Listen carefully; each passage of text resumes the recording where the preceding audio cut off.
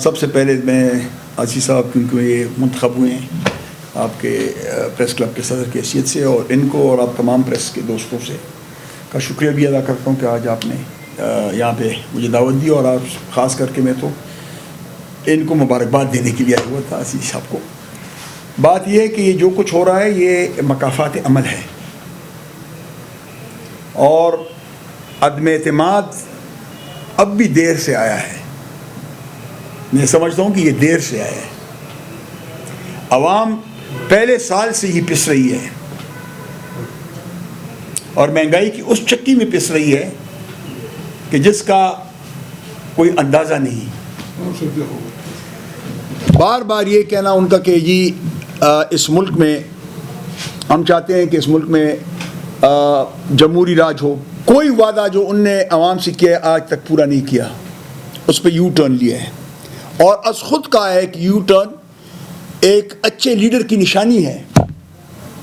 تو میں صرف خان صاحب سے پوچھنا چاہتا ہوں کہ خان اعظم یہ بتائیں کہ کیا گاندھی بڑے لیڈر نہیں تھے، جناح بڑے لیڈر نہیں تھے؟ کیا خان عبد الولی خان، ذوالفقار علی بھٹو بڑے لیڈر نہیں تھے؟ انہوں نے تو کبھی یو ٹرن کی بات نہیں کی۔ لیڈر تو وہ ہوتا ہے کہ جو ایک بات پہ مستقیم کڑا ہو جائے کہ یہ بات ہے اور اس پہ میں کڑا ہوں۔ جیسے کہ ہندوستان کو آزادی ملی، گاندھی اپنے ایک بات پہ کڑا ہو گیا، اس نے کہا اس کے لیے جو بھی قربانی دینی ہوگی میں دوں گا، لیکن آزاد کر کے چھوڑوں گا ہندوستان کو۔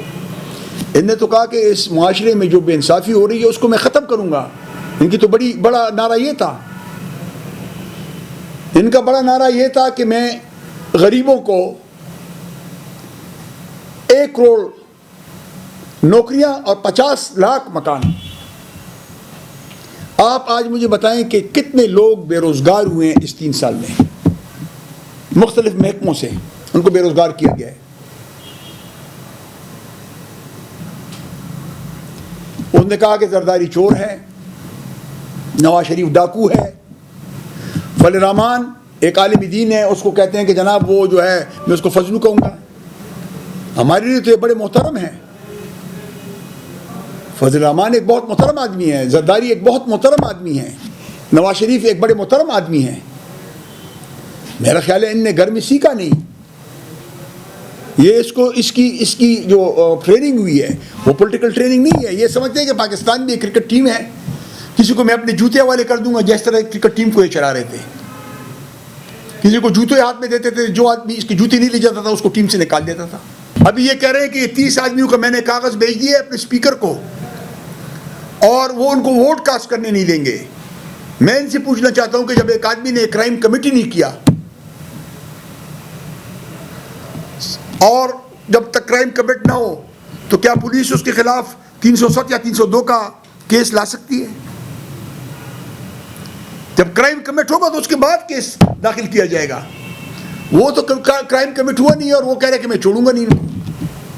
دوسری بات یہ کہ وہ کہتا ہے میں اسلام آباد میں ایک بہت بڑی نفری 10 لاکھ لوگوں کی، تو میں خان صاحب سے پوچھنا چاہتا ہوں کہ خان صاحب اس 10 لاکھ سے ہمیں نہ ڈرائیں، کیونکہ جب آپ تشریف لائے تھے اسلام آباد کو فتح کرنے کے لیے، یہ 2013 کی بات میں کر رہا ہوں، 14 کی، تو اس وقت تو آپ کی ساری اسٹرینتھ جو تھی وہ 10,000 تھی۔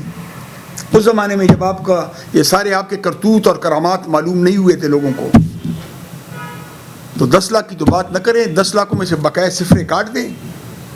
10 کی میں شاید مان سکتا ہوں، 8 کی 10 کی۔ اب وہ میں خود گیا ہوں وہاں پہ، میں پرسوں مولانا صاحب کے پاس گیا تھا جس دن یہ واقعہ ہوا۔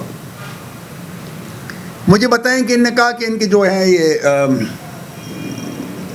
رضاکار، مجھے یہ بتائیں کہ کیا ان کے ساتھ کوئی اسلحہ تھا؟ کوئی اسلحہ یہ بتا دیں۔